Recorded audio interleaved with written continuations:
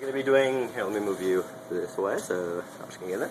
We're going to be doing an electroporation, and we're going to be electroporating some linear DNA so that we can do a Dapsanka-Wanner and do a genome integration. So I've just done my final spin down of my competent cells with glycerol. I'm just going to pull off any of the excess stuff, hoping to get rid of as many contaminants as you want. And I've learned the hard way recently that that's a very important step. Don't neglect that step or you will lose a lot of efficiency. You're not going to get nearly as many clones with a dirty competent cell prep than you will with a clean competent cell prep. So I've rinsed these off many times today. I think this is like the fourth rinse step that I've done, and yet I still have a pretty good cell pellet. So I'm just going to pull off any of that excess stuff.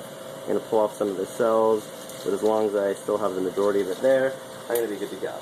So now what I have is DNA that I want to integrate, and I have cells.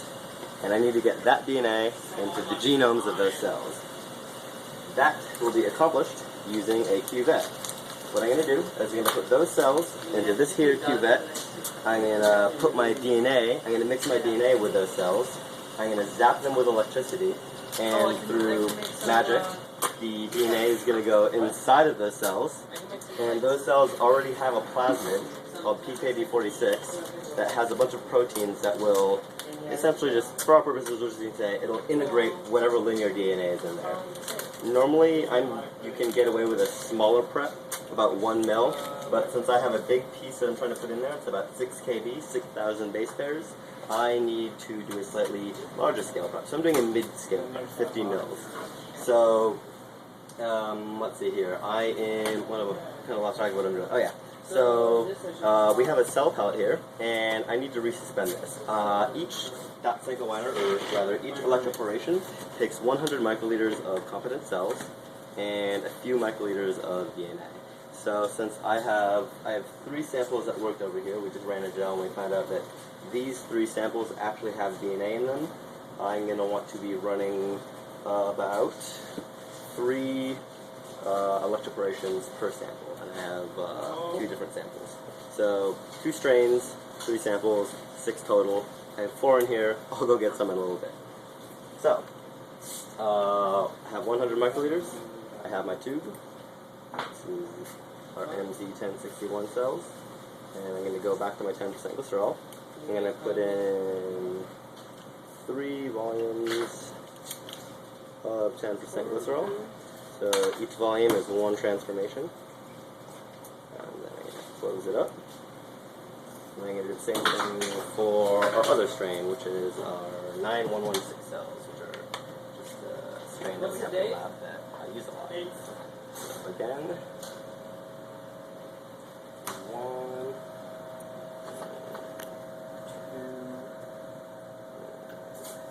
2, 3.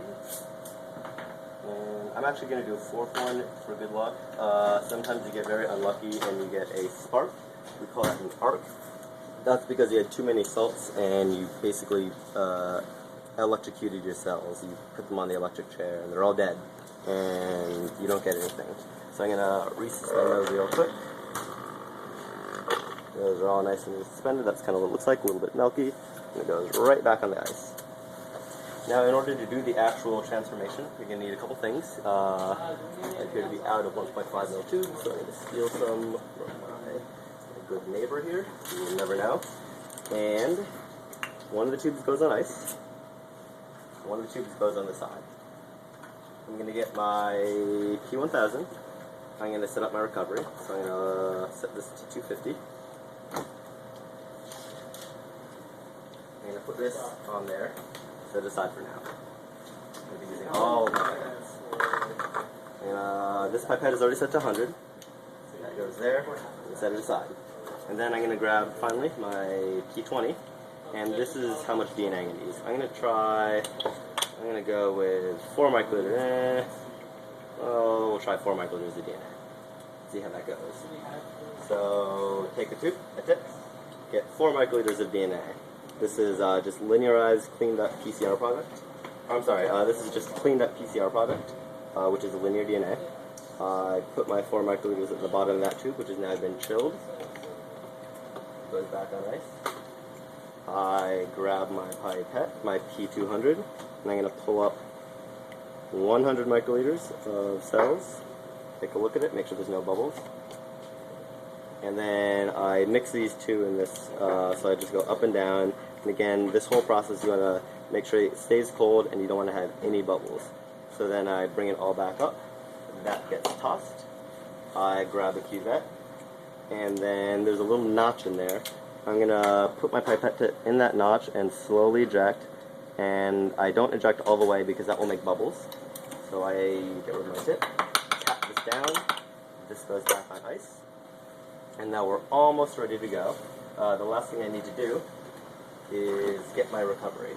So I'm going to take some plain 2IT. This has no antibiotics in it. I'm going to hold it up to the light, check to see that there's no contamination. These are very susceptible to contamination because there are no antibiotics. And I should be doing this with a flame. I'll just set that up right now. Again, you always want to keep a flame next to stuff that doesn't have any antibiotics. Pull up our 250 microliters of 2IT. This is a very rich medium.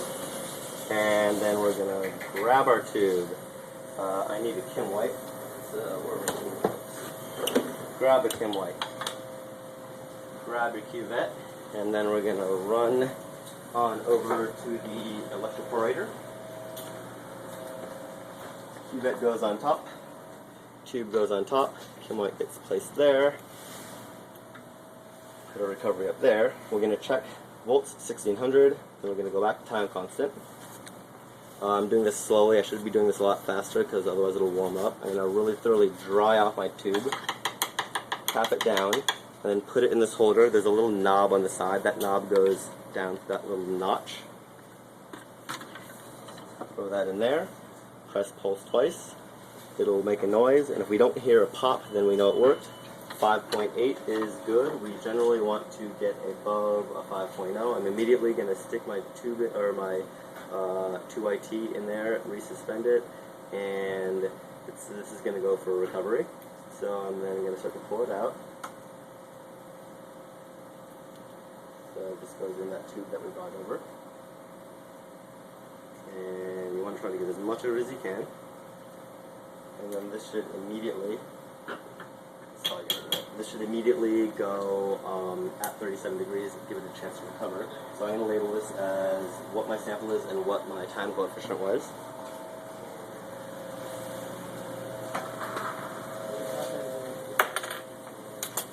So grab a pen. Where are my pens? So this is sample number 2, time coefficient of 5.8. And then this goes in the incubator.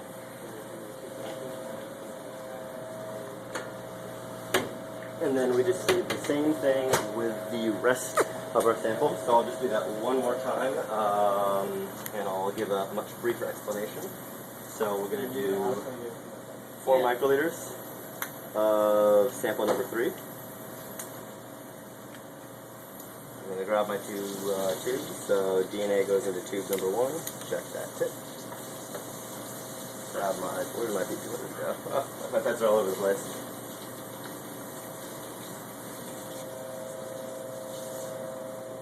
Take 100 microliters of cells, pull that up, and mix it up in there. Ditch that tube, take a cuvette, make sure there's no ice getting in there, and fill it up, make sure there's no bubbles. Down, put it back on ice, grab another tube, grab your T1000, get 250 microliters of media, grab your cuvette. So we have our cuvette, we have our recovery media, and we have our destination tube. Our electroporation box is over here, as well as the Kim White. I think it's kind of put in its place. We dry off the cuvette as much as we can. Give it one final tap down. If there's any bubbles, we may get an arc, which is no good. Put it on in. Jam that into there. Press pulse twice. 5.6, that's good. Pull it out. Resuspend. Pull up our media with our transformed cells and put something into the recovery tube and just try to get as much as possible. So I'm kind of arcing it over, trying to use gravity to my advantage here, and eject this tip into the waste, wherever that is, the waste there. And then just label that. Oops. That's going to be sample number 3, and we have a time coefficient of 5.6. And this immediately goes at 37 degrees. And we're going to run through the rest of our samples. Once we've gone through the rest of our samples, we're going to move them all to the shaker for a real recovery. And we're going to let them recover for 1 hour, and then we're going to plate.